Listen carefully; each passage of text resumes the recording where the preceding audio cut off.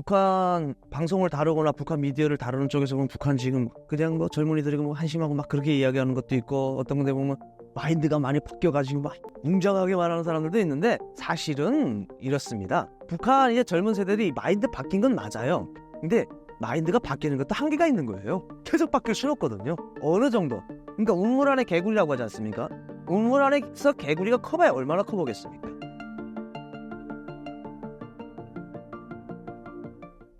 북한 지도부는 외부와 차단된 상황에서 주민들에게 전쟁 위협을 통해 시선을 돌리려고 한다고 하셨습니다. 이런 정치적 쇼가 북한 주민들에게 어떤 영향을 미치고 있는지 설명해 주실 수 있나요? 북한에서 제가 있었을 때는 그랬어요. 북한에 이제 우리 대한민국에서 도발한 걸로 알고 있었는데, 우리나라에서 보니까 그게 아니었다라는 생각이 들었는데요. 아무래도 이제 그거는 북한 내부의 상황이 좀 어려워지거나 북한 주민들의 동요가 일어나면은 내부적인 상황을 외부적으로 돌리려고 하는 그런 사례가 많습니다. 예, 간단한 실례로 말하면 이제 연평도 포격전도 그렇고 연평 해전도 그렇고 다 보면 북한 주민들의 동요가 많을 때요. 왜냐면 먹고 살기 힘들기 때문에 아직까지 살기 어렵냐, 뭐 이런 상황들이 많았잖아요. 그리고 최근에는 이제 개성공단 폭파 사건도 그렇고, 북한에서 김정은이가 집권했을 때 10년 안에 북한 주민들 강성대국에서 사는 나라, 강성대국이란 나라에서 살게끔 하겠다고 했어요. 군사도 강하고 먹을 것도 많은 흥하는 나라로 만들겠다고 했거든요. 근데 그 실은 못 시켰습니다. 그러니까 그 내부적인 그 북한 주민들의 동료를 외부로 돌려야 되는데, 제일 만만한 게 어디겠습니까? 대한민국이에요. 북한이 그렇게 아무리 핵을 보유하고 있다고 해서 내부적인 동료 그 민심을 중국이나 러시아에 돌릴 그런 만한 배짱이 있을까요? 없어요. 그래서 제일 만만한 게 한국 아니겠습니까? 또 우리는 분단 국가로 살고 있고 지금 현재 정전협정을 맺고 있는 나라예요. 언제든 전쟁이 일어나도 뭐 이상하지 않습니다. 솔직히 말씀드리면. 그러니까 한국에 대해서 자꾸 돌리는 겁니다. 이런 정치 방식은 북한뿐만이 아니고 전 세계가 다 똑같은 것 같아요. 뭐 우리나라도 같고, 예. 이런 내부적으로 일어나고 있는 이 상황들을 외부로 돌리기 위해서는 그래야 되는데, 그래서 북한에서는 북한 주민들에게 이거는 못 먹고 못 살게 하는 것이 바로 이제 한국 때문이다, 그런 쇼를 돌리는 거예요. 그러니까 자기네가 그 가지고 있던 이런 정신들, 그리고 북한 체제에 대한 동요, 이런 것들이 일어나려고 그러던 것이 갑자기 일로 쏠리게 되는 거예요. 예. 야, 이놈들이 또 그러네, 이놈들 때문에 또 못 살게 되네. 근데 사람들은 그 믿을 수밖에 없는 것이, 잘 아시겠지만 북한은 우리처럼 인터넷이 안 돼요. 외부와의 커뮤니케이션이 완전 차단되어 있는 나라예요. 예. 그러다 나니까 그 믿을 수밖에 없는 거예요. 저도 북한에서 보위부에 있었다고 하지만 연평해전, 연평도포 다 한국에서 일으킨 줄 알았어요. 근데 이성을 갖고 우리나라에서 생각해볼까 그거예요.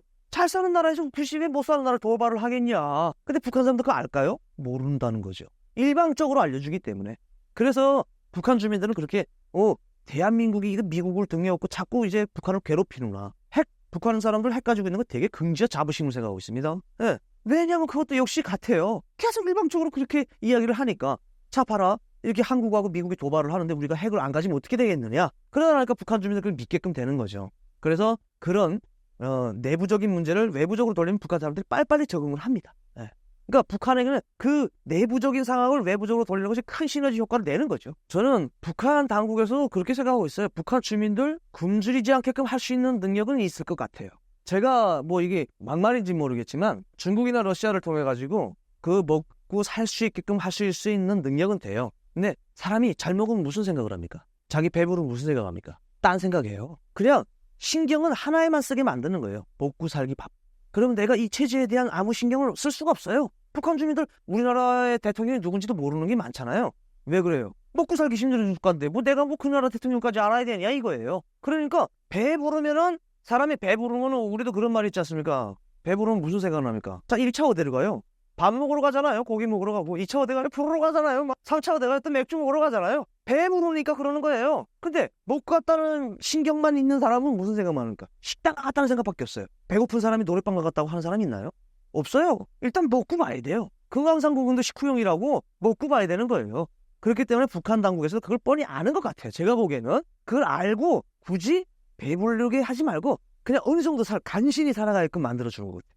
거기서 조금 능력이 있거나 좀 머리가 좀 트인 사람들은 장사에서 좀 더 잘 먹고 잘 살고, 예, 하기 때문에 핵하고는 전혀 상관없는 거예요. 핵은 자기네 나라를 지키기 위한 그냥 큰 하나의 방패막이라고 생각하는 거죠. 글쎄, 제가 어쨌든 북한에 있었을 땐 지금의 북한 사람들은 제가 모르죠. 뭐 가서 뭐 제가 알아보는 건 아니니까. 근데 그 젊은 세대들은 지금 뭐 우리가 흔히 뭐 북한 방송을 다루거나 북한 미디어를 다루는 쪽에서 보면 북한 지금 그냥 뭐 젊은이들이 뭐 한심하고 막 그렇게 이야기하는 것도 있고 어떤 데 보면 마인드가 많이 바뀌어가지고 막 그게 웅장하게 말하는 사람들도 있는데 사실은 이렇습니다. 뭐 제가 뭐 사실은 있습니다. 그러니까 무슨 예능 프로그램 하는 것 같은데 예. 사실은 북한의 젊은 세대들이 마인드 바뀐 건 맞아요.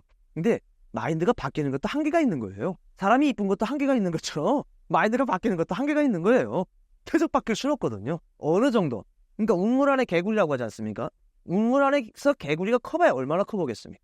그 안에서 클 능력치만큼 크는 거예요. 한마디로 말하면 우리나라뿐만이 아니고 북한도 같고 전 세계적으로 같잖아요. 지금 젊은 세대들이 새 것에 민감하고 진취성이 강하잖아요. 북한 젊은이들 같아요. 하지 말라니까 더 궁금하고 해보고 싶은 건데 자기네가 그렇게 한다고 해가지고 이 체제를 바꿔놓을 생각을 못하는 거죠. 할 수가 없어요. 그냥 오직 큰 울타리에서 당에 충성하되 나만 바뀌는 거예요.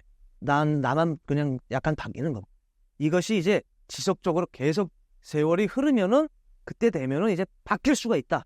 저는 그렇게 생각하거든요. 근데 지금 현재는 희미해요. 북한에서 한류가 퍼지는 것에 대해 김정은이 청소년까지 처형할 정도로 강하게 통제한다고 하셨습니다. 한류가 북한 체제에 위협적인 이유와 김정은이 청소년들을 처형까지 하는 배경에 대해 설명해 주세요. 그러니까 이게 젊은이들이 이제 한류 문화를 받아들인다.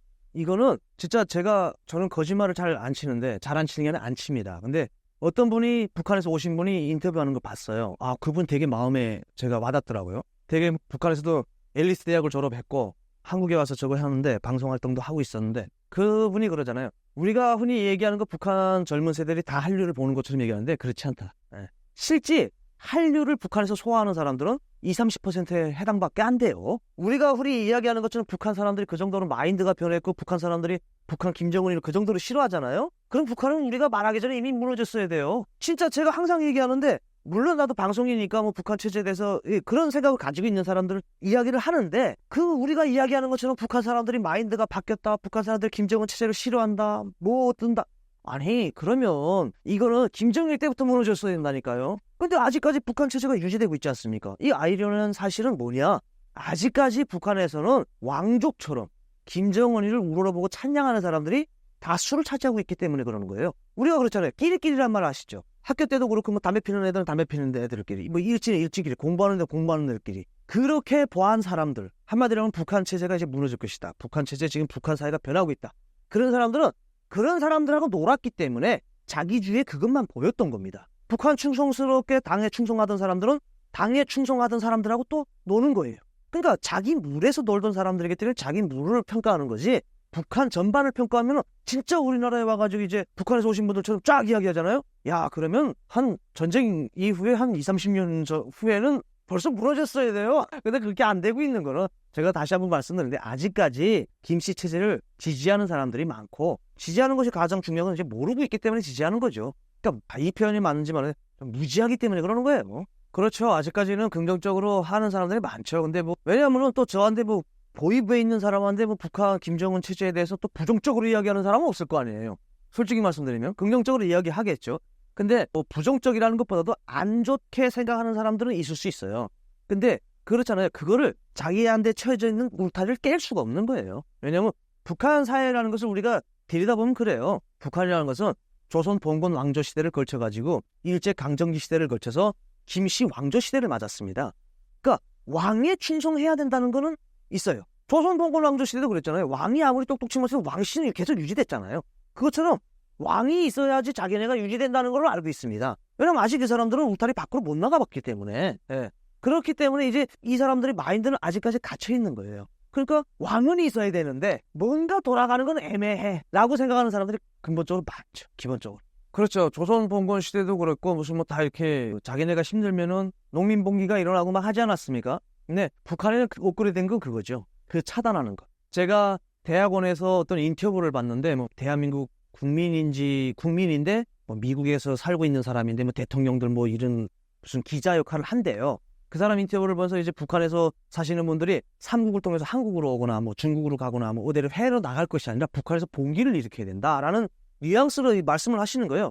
제가 그걸 보면서 문을 박차고 일어났어요. 진짜 저건 말도 안 되고 사람이 북한에서 못 살아봐서 그런다. 예를 들어서 제가 이런 말씀을 드릴게요. 이거를 말씀드리면 솔직히 심장에 손을 얹고 생각을 해보세요. 내 가족에 나뿐만이 아니고 나의 아들, 딸, 자녀들도 있고 어머님, 부모님들도 계시고 그리고 가족들도 다 있어요. 내 온 가족이 도합 20-30명이 돼요. 내가 그 북한 체제를 위해서 북한 체제를 반대해서 시위에 내가 나서겠다.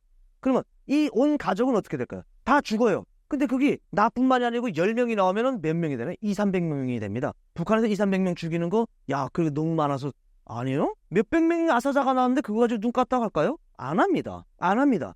그리고 그런 봉기가 일어나지 못하게끔 벌써 그런 사상을 가지고 있는 사람들을 색출해내는 곳이 생각보다 많아요. 그런 단속 통제 기관들이 보위부에서 보위부만 생각하고 계시는데 보위부, 북한에 말하는 우리로 말하면 이제 경찰인데 북한에서는 인민보안성, 검찰, 청년동맹, 농군맹, 직맹 이런 모든 조직들이 다 그런 감시를 하고 있는 조직들입니다. 우리가 생각하는 것처럼 북한이 그렇게 감시 통제 시스템이 호술하지 않아요. 진짜 상상 그 이상으로 북한은 이제 감시 통제가 돼 있거든요. 우리처럼 실제 뭐 이렇게 현대화돼 가지고 CCTV로 보는 건 아니지만 다 눈과 귀로 다 감시를 하고 있기 때문에 그런 봉기가 일어나려면 일단 자기 온 가족을 버릴 각오가 돼 있어야 되고요. 그런 사람들이 근데 솔직히 저도 못할 것 같아요. 저도 솔직히 제 심장에 손을 얹고 말씀드리면은 제가 이제 출산한 지 얼마 안 되는 아들이 있는데 그 아들의 자유를 지키겠다고 내가 그렇게 나섰다가 이 아들을 죽이겠다? 저는 그렇게 못할 것 같아요. 쫄보라고 할 수 있는데 한번 생각해 보세요, 솔직히. 그걸 뭐 디테일하게 말씀드리자면 끝도 없는데 뭐 일단은 여기서 만약 회사에서 일하시는 분들이 뭐 5명, 7명이다면 그 7명이 다 감시를 해요. 그렇게 하게끔 만듭니다. 예. 왜냐면 북한을 알게 모르게 움직이는 정보원이라고 있습니다. 보위원들이 고용하고 그리고 또 보안소에는 보안소대로 또 있어요. 예. 그런 사람들이. 그러면 그 정보원이 같이 일하는 사람들이 누군지를 몰라요. 근데 정보원이라는 존재가 있다는 건 알아요. 그러면 5명이 서로 다 감시를 하고 의심을 하는 거예요. 그러니까 서로가 서로를 믿지 못하게 하는 거예요. 그래서 북한에 그런 말 있지 않습니까? 내 몸에 붙어있는 등도 남이다. 그만큼 감시, 통제 그리고 또 이 정보원들을 고용해가지고 활용을 해가지고 통제하기 때문에 진짜 짧은 년 때문에 김목 나간다고 하잖아요. 말 한마디를 되게 조심히 해야 돼요.